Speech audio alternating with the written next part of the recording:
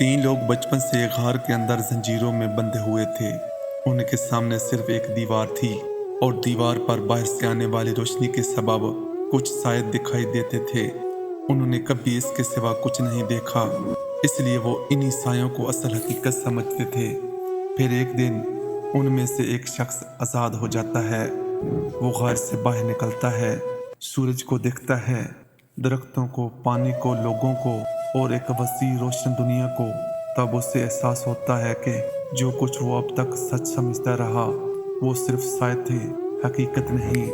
वो वापस घर में आता है और अपने साथियों से कहता है, हम जिसे सच समझ रहे थे वो असल नहीं था, असल दुनिया तो बाहर है।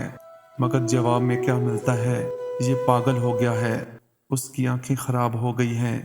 अगर हम आज़ाद होते तो उसे सजा देते। अफलातून इसी मिसाल के जरिए क्या समझाना चाहता है? कार में बैठे कैदी हम आम इंसान हैं, दीवार पर पड़ने वाले साए हमारी महदूद मालूमात और सत्ती मुशाहदात हैं। आज़ाद होने वाला शख्स वो है जो गहरे इल्म, सोच और शऊर के जरिए हकीकत तक पहुँचता है। अक्सर ऐसा होता है कि जो शख्स सच्चाई तक पहुँच जाए वही सबसे पहले मुस्तरद कर दिया जाता है।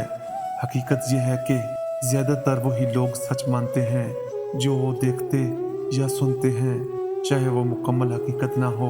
असल सच्चाई तक पहुंचने के लिए सोचना पड़ता है, सवाल करना पड़ता है और अपने ज़हन की जंजीरों तोड़नी पड़ती हैं। जब कोई शख्स सोच का दायरा तोड़ता है वही कैद से आज़ाद कैदी बनता है।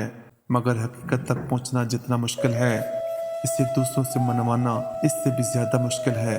आज के दौर में इस मिसाल का मतलब कभी सोशल मीडिया, कभी माशरती दबाव, कभी मनगढ़ंत रवायात, ये सब हमें सायों की तरह एक महदूद दुनिया दिखाते हैं। और जो शख्स सवाल उठाता है, तहकीक करता है और गहराई में जाकर सच तलाश करता है, वही असल मायनों में आज़ाद होता है।